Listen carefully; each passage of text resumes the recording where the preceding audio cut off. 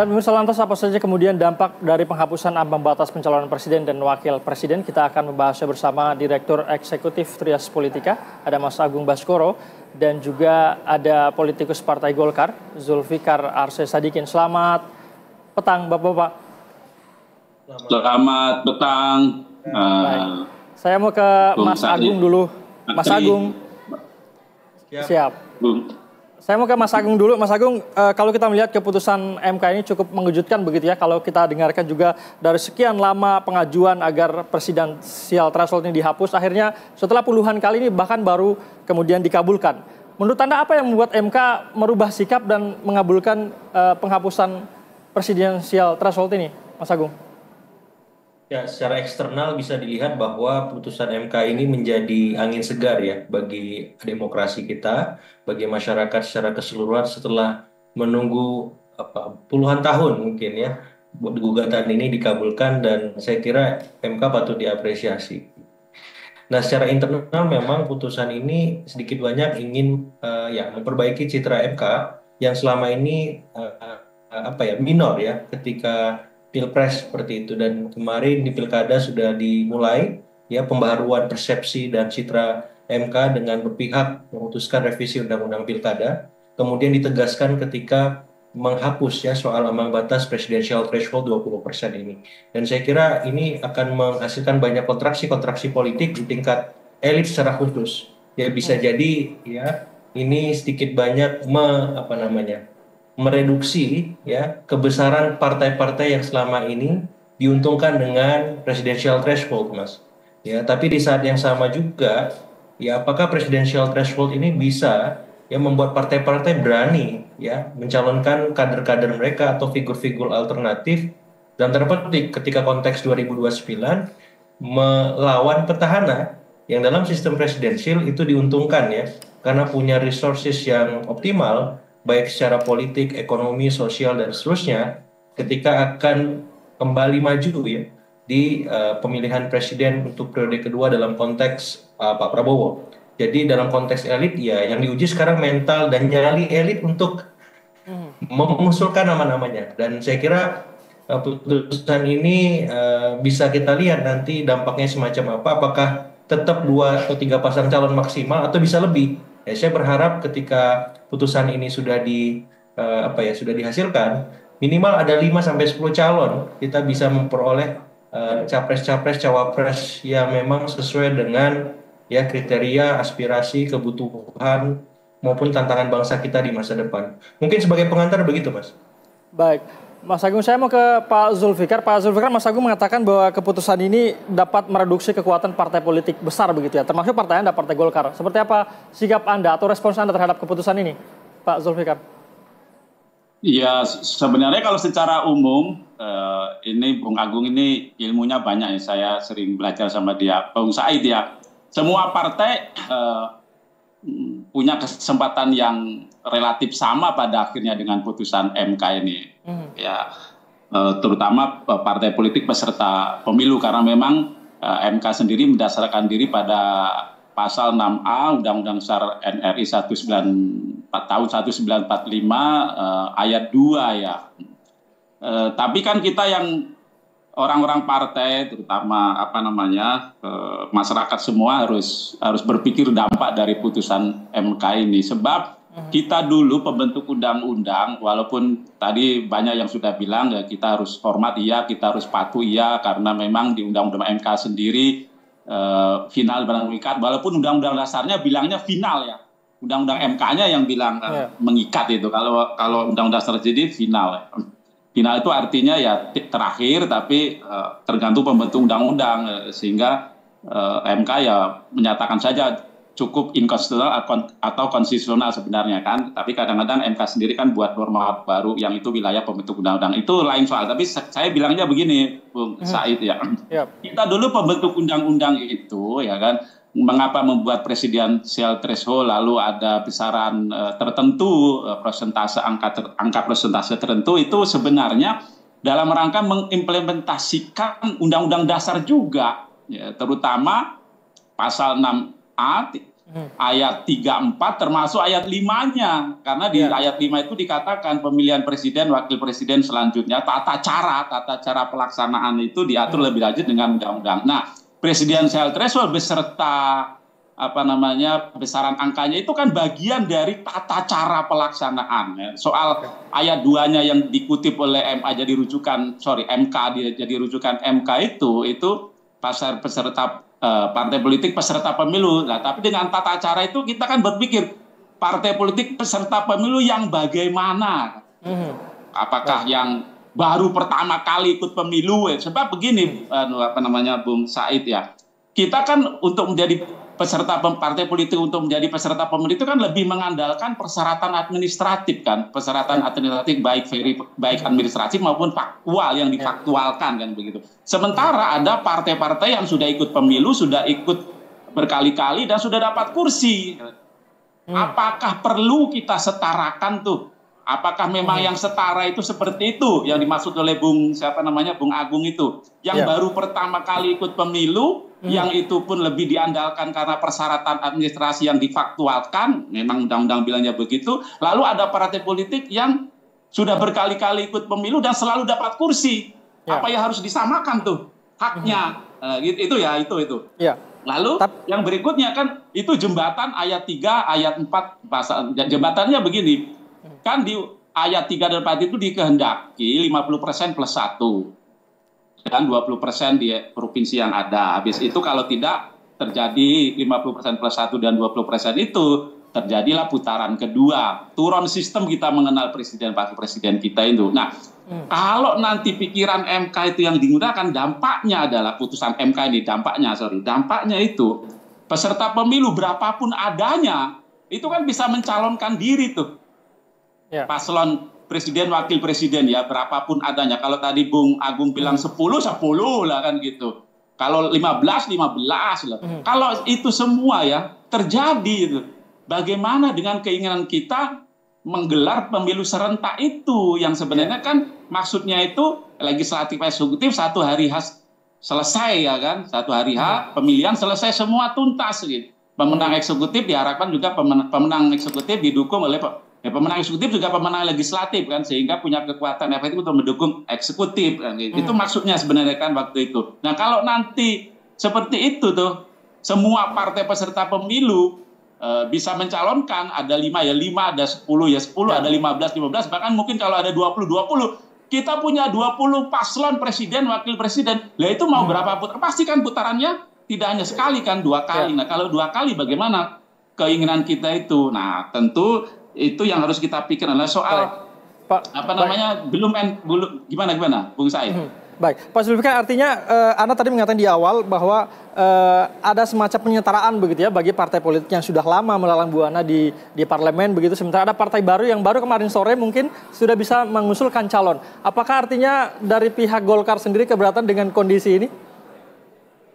Kita nggak ketahui. Golkar kan 102 kursi ya kan. Golkar tidak. Bahkan kalau dibilang Golkar sih siap dalam medan dan cuaca apapun, Golkar itu siap Bung Said ya kan. Nggak usah khawatir kalau soal Golkar ya, karena Golkar dari pemilu sejak reformasi ya tidak lepas dari runner up ya. Pernah juara pertama, juara kedua, selalu di situ posisi kita, bukan soal itunya. Tapi maksud saya argumennya teman-teman MK itu loh, itu yang perlu kita antisipasi ke depan. Dan menurut saya kalau seperti ini berarti kan kita makin banyak partai nih Bung Agung ya kan. Padahal keinginan kita ya kan partai itu makin sedikit ya. Berarti ke depan kita harapkan memang partai-partai itu walaupun masing-masing masih bisa mencalonkan paslon presiden, wakil presiden, ya mereka tetap harus menggunakan pengelompokan. Dan pengelompokan itu gunakanlah lebih kepada ideologi, lebih kepada platform kan begitu, sehingga politik kita makin sehat. Terus check and balance-nya juga harus terjaga. Nah, kalau kita tetap ingin mempertahankan partai kita ini ya tidak terlalu banyak, berarti kan pendirian persyaratan partai politik menjadi peserta pemilu harus kita review kan.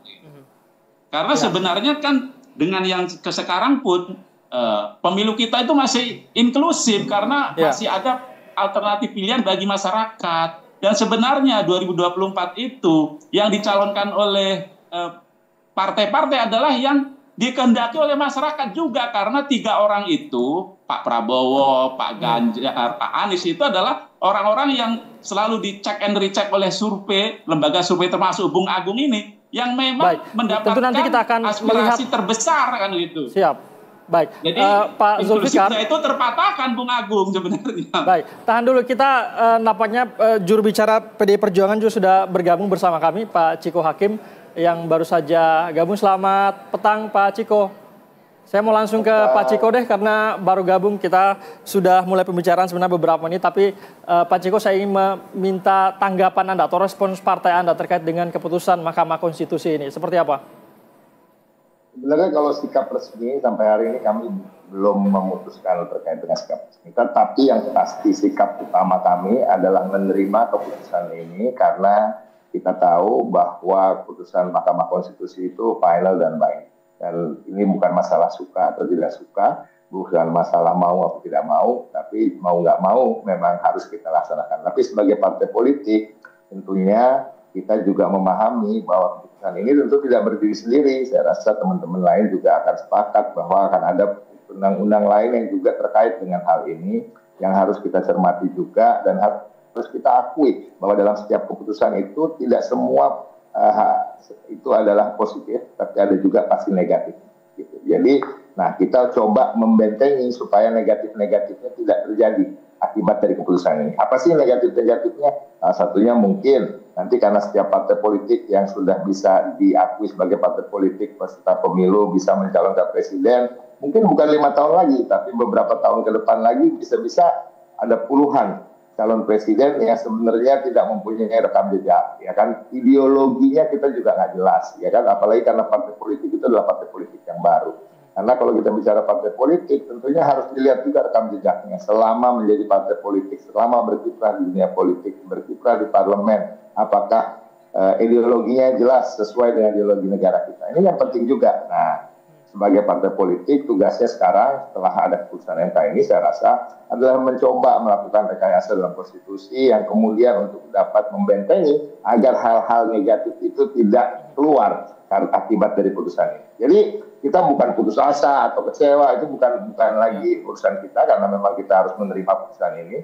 Tapi kemudian tugas berikutnya adalah tugas yang tidak ringan karena kita juga harus melakukan hal-hal yang terkait dengan konstitusi untuk kemudian tadi membentengi supaya hal-hal negatif, potensi-potensi negatif yang bisa terjadi akibat putusan ini tidak terjadi. Jadi ya memang gitulah namanya juga partai politik, masa nggak ada kerjanya, ya kita harus kerja gitu untuk kemudian supaya hal-hal yang positif saja yang keluar akibat dari putusan ini. Baik. Saya coba ke Mas Agung. Mas Agung, menurut Anda konsekuensi apa atau seperti apa konsekuensi yang bisa terjadi pada Pilpres ke depan dengan adanya putusan MK? Tadi Mas Ciko mengatakan ada hal-hal negatif. Kira-kira hal negatif apa saja sih yang kemungkinan bisa terjadi nanti? Ya, yang paling memang tadi sempat disampaikan juga oleh Bang Zulfikar, ini bagaimana banyaknya calon nanti. Yang paling sederhana kan 8 partai parlemen sekarang sudah resmi punya kursi. Artinya ke depan ya minimal 8 capres yang bisa diusulkan.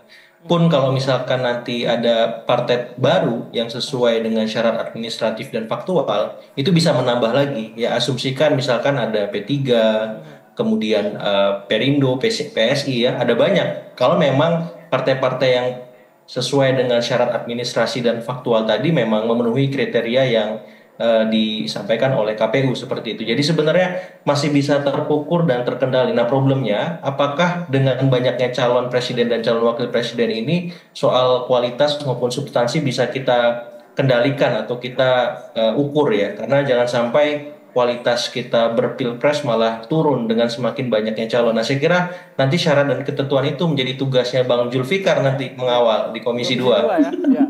Bagaimana ya supaya apa kualitasnya makin baik Bang Zulfikar ya dengan putusan ya. Yang kedua ya dalam tanda petik berarti partai-partai baru yang akan diloloskan oleh KPU juga bisa jadi termasuk dalam arahan revisi undang-undang ya omnibus politik katanya akan ada revisi dalam waktu dekat. Nah saya kira itu tugas utama Komisi 2 bersama pemerintah memastikan bahwa ini dalam satu paket rumusan yang jelas supaya apa pilpres kita, pilkada kita, pileg kita itu semakin berkualitas, termasuk para penyelenggaranya. Ya, keserentakannya kan juga dalam tanda petik kemarin sempat kita evaluasi bersama. Apakah perlu misalkan pemilu nasional itu dikasih jarak dengan pemilu lokal misalkan? Apakah pemilu nasionalnya juga dikasih jeda dulu antara pileg dan pilpresnya? Kalau semuanya serentak kayak kemarin kan pusing juga Bang Zulfikar nanti lama-lama. Iya.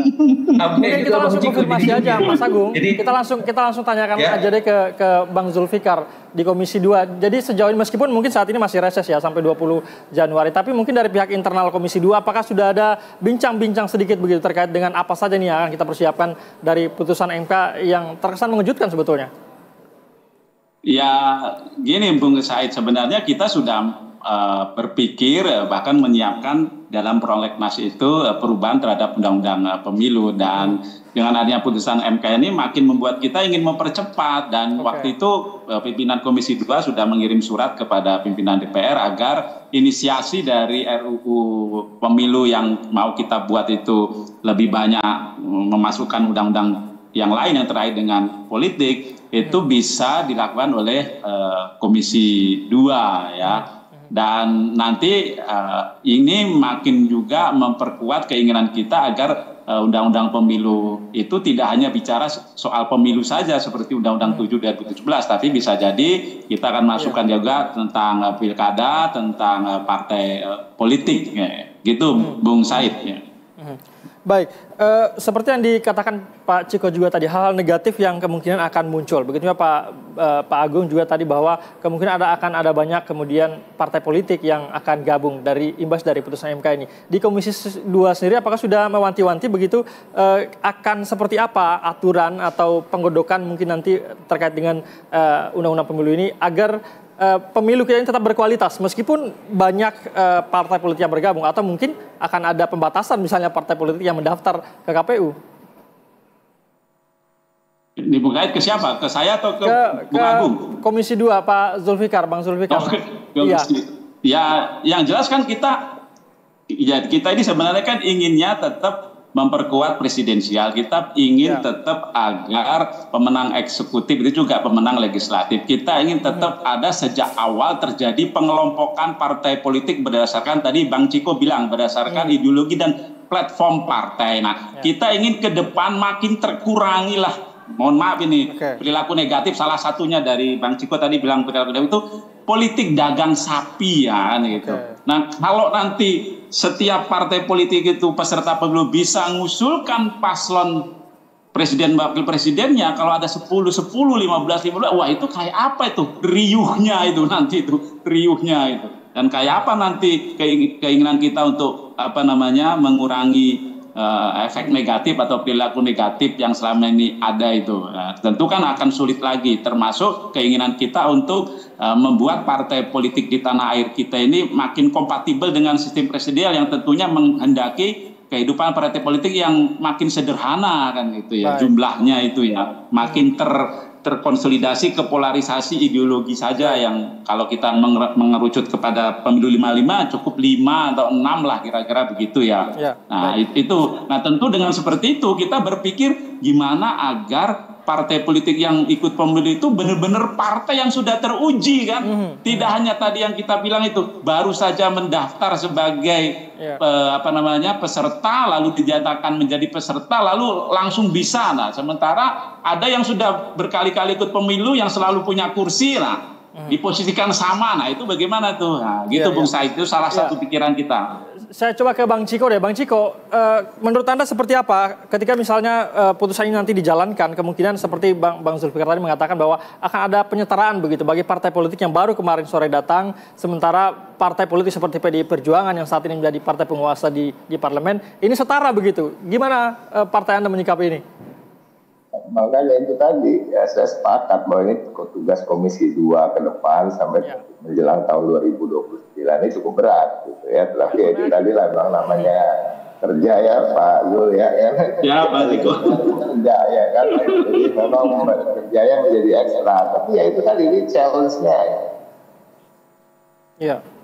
posisi apapun itu ya, walaupun kita tadi banyak ada kritik terkait dengan putusan ini, tapi yang pasti kan kita harus menerima, karena ini final dan binding. Yang kedua, ya kita juga melihat rasa-rasanya koalisi masyarakat sipil, rakyat secara umum, respon-responnya juga positif terkait ini. Ya udah, nggak apa-apa kalau begitu. Artinya, tetapi itu tadi, jangan sampai keputusan ini ada potensi-potensi negatif akibat dari keputusan ini yang nanti keluar. Nah, potensi-potensi itu harus dibentengi melalui rekayasa konstitusi, khususnya di Komisi 2. Sepertinya Komisi 2 punya PR besar nih di masa reses yang akan membahas nanti pada saat masuk ke 20 Januari begitu. Sama ke Mas Agung deh, Mas Agung, kalau Anda melihat percaturan politik ke depan ini seperti apa dengan adanya putusan MK ini? Apakah potensi dari koalisi-koalisi partai politik ini masih akan terjadi atau kemungkinan partai politik ini akan berjalan masing-masing nantinya?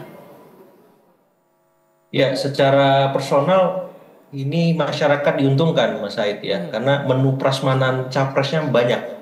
Ya, ada pecel lele, ada pilihannya makin banyak ya. Ada ikan, ya macam-macam, ikan teri, ya sambal orek gitu. Jadi enak, nikmat ini ya. Jadi masyarakat punya banyak opsi memilih siapa pemimpin mereka ke depan. Dan saya kira itu bagus buat mendidik masyarakat kita, mendidik elit kita bahwa kalau Anda ingin jadi pemimpin, otomatis Anda harus punya kualitas. Ya, Anda harus sesuai dengan perkembangan zaman, teknologi, tren perilaku pemilih seperti itu. Yang kedua, tantangannya di elit, ya koalisi ini akan dinamis di tahun ketiga atau keempatnya nanti. Golkar hari ini nawaan tokna misalkan Bang Zul kan, bisa jadi di tahun ketiga dan keempat agak-agak miring-miring dikit kan, kayak agak-agak 2 kaki dikit, 3 kaki kan, Golkar kan biasanya begitu. Nah, di tahun ketiga keempat, kalau sekarang mah asik-asik aja, semuanya patuh taat lah gitu. Tapi ketika dalam ketiga keempat bisa jadi ketum-ketumnya mulai melirik, tes juga kan. Kayaknya cocok nih barang kalau kata ketumnya Bang Zul kan. Bisa juga masuk ini. Kan? Karena syaratnya mudah, syarat administrasi. Apalagi Golkar punya kursi parlemen yang nomor 2 mayoritas seperti itu. Jadi saya lihat ini akan menguji koalisi Indonesia Maju Plus utamanya. Kalau PDIP kan emang sendirian. Jadi soliditas di internal koalisi Indonesia Maju Plus akan diuji di tahun ketiga dan keempat. Apakah tetap solid? Apakah setengah solid? Atau bubar di tengah jalan nanti? Kan kita nggak tahu dengan putusan ini. Karena semua akan berpikir ulang. Ya, tapi kalau Pak Prabowo-nya kerjanya bagus, optimal. Baik. Ya, nampaknya kita... Ya, maaf. Karena kan incumbent selalu diuntungkan. Petahana selalu diuntungkan di term keduanya. Ya. Jadi kalau Pak Prabowo maksimal, kabinetnya kerja dengan profesional, aman. Tapi kalau sebaliknya banyak blundernya, kebijakan tak populis hadir, bisa ini, ada peluang ini, masuk nih barang kata Bang Zul kan, seperti itu. Baik, akan banyak dinamika politik yang terjadi nanti dan tadi Mas Agung mengatakan bahwa akan banyak pilihan nanti dengan adanya putusan ini masyarakat bisa memilih secara terbuka begitu ya. Dan nampaknya Komisi 2 punya PR yang banyak ini setelah reses untuk kemudian membahas turunan dari keputusan MK ini. Ya, terima kasih banyak Bapak sudah bergabung bersama kami. Sebenarnya kita masih akan banyak bahas yang lain tapi terima kasih Bung Said, terima kasih Bang Ciko, terima kasih. Saya Politika Mas Agung Baskoro.